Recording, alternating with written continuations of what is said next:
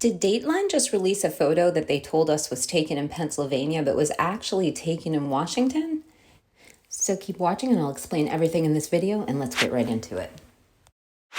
So what everyone's talking about on YouTube is essentially this Dateline documentary that came out on Friday regarding the case against Brian Koberger. And what's interesting is that we've heard information that they say goes to the heart of the state's case. They show camera footage and they show things that were obtained under warrant that we've never seen before.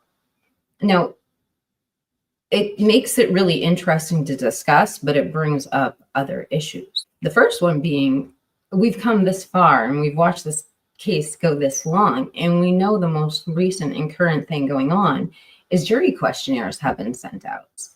On top of the jury questionnaires, some of the judges' language recently has stated that there's going to be little to no extensions granted for the trial either. Hey, Paul.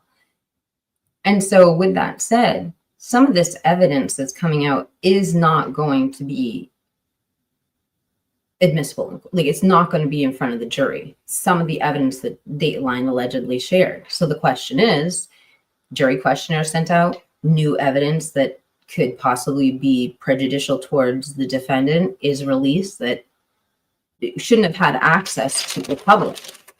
So how does that affect the case? And what, if anything, will be done about it? And a couple things to remind you of, it's not just the camera footage, it's the images that were on the 8458 number, the Google searches as well, the contents of those Google searches, which some of them won't be admissible in court, but how does that affect jury pool and things that never would have been released to public till after trial? It's an interesting question. If the judge isn't going to reprimand someone, because I'm not sure how this information, we can't even say if the prosecution or Moscow PD knew about any of this. Some of this information could have been leaked from a higher agency.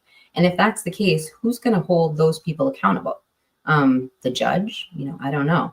Now let's take a look at some of this leaked information, particularly some of those selfies from the 8458 number that a lot of people have been presenting in thumbnail, but a lot of the people are saying they're really prejudicial. Well, one of my researchers, Mikey, noticed something about those selfies that I think you'd be interested in seeing too. All right, let's take a look at this one. A couple things about this. Did you notice how the picture is cropped? Like, it's been resized. So Dateline NBC said they hadn't changed any or altered the photos, but they resized them. So what's cut out of this picture? Now,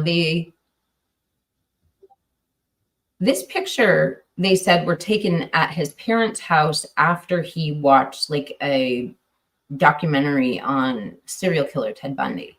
I want to show you something. I don't think that picture was taken at his parents' house. In fact, I think it was taken at his apartment.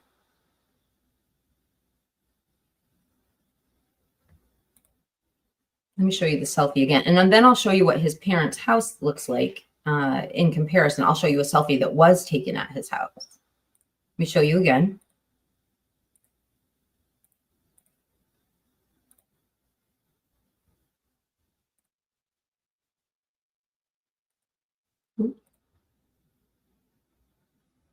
Okay. Now let's take a look at another selfie. Let me fix my thing. That's better. Okay. Well, let me show you another one. So if it was taken at BK's house, let's look at one that was definitely taken at his house. This one. This is from when he was a child or a teenager, right? Can you see the clock in the background? The color of the walls, no trim at the top. You can see the color of the door. It's different than the color of his apartment. Now let me show you a photo that was likely taken at his parents' house. This one. Because you can see the clock in the background, same walls, same.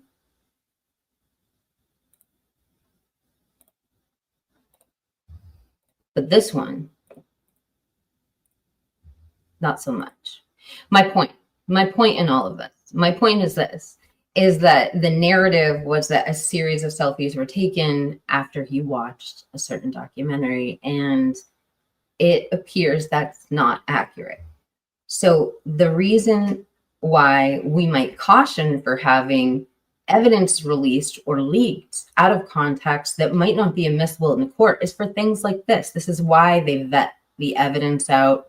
This is why we don't present things to the court of public opinion if we can. You know, we try to have the presumptions of innocence until proven guilty, and that's kind of a responsibility of each of us as a citizen, because we are the cross-section of peers the jury is chosen from.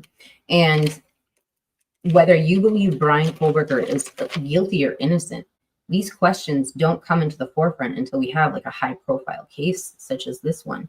So it's really important that we actually talk about these things when these issues arise. So, and then back to the final point, if we find out that this information was leaked from a higher up agency, how do you touch the untouchables? Like, who's going to reprimand, for instance, the FBI? So, hey, Paul.